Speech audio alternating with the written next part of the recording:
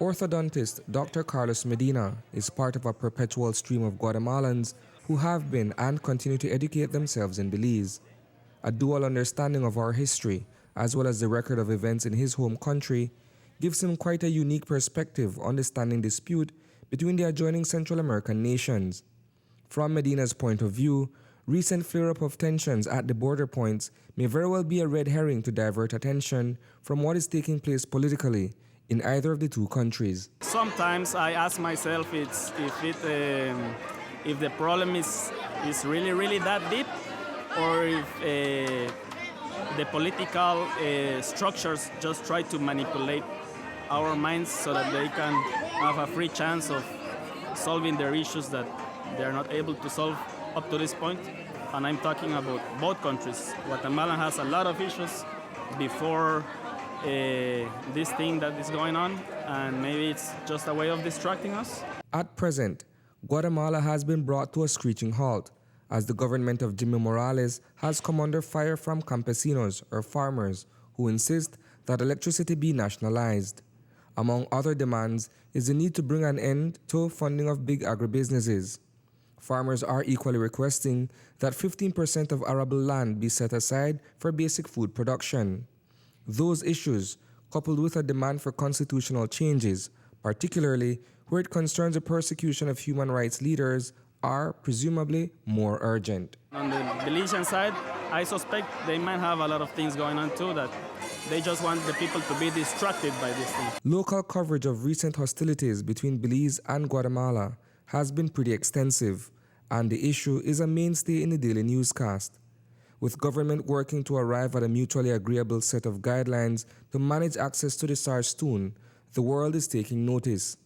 That keen attention, however, should begin inside the classroom. As we continue with the Stand Up for Belize campaign, there is the need for Belizean history, Belizean civics, Belizean geography to be taught in our classroom objectively. That directive is being followed up on at Mount Carmel Primary School in Benqueviejo, where the history of Belize, as well as the territorial dispute with Guatemala, forms part of the syllabus. We go ahead with the curriculum. The curriculum dictates or tells us that our geographical location, the entire country, we teach them that. The students know about it. We inform them about our entire geographic location, the entire districts and everything. So we go ahead with that. We tell them, and there's also the 1 p.m., for example, the teachers, we would go ahead and teach to the students. We will tell them, that, Belize, is in a way, the relationship they have with Guatemala, the differences that there is, because we cannot hide it. It's something that we need to teach them about it, and that's what we do.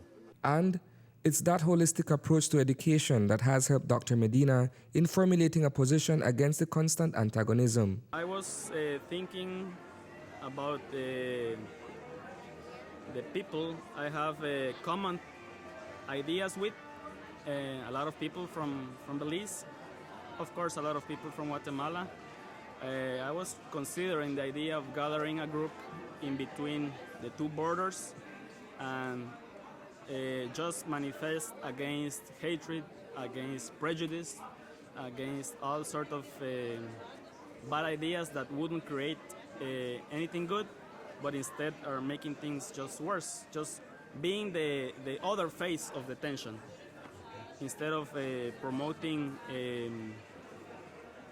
war or fight among the two countries, creating like a brotherhood. The question of a resolution at the ICJ, when posed to one Guatemalan parent who was also educated in Belize, was met with visible apprehension. Do you believe that this dispute between the two countries should be settled by the two countries here on the ground, or should it go to the International Court of Justice for a final resolution on whether or not Belize belongs to Guatemala or Belize is an independent sovereign nation?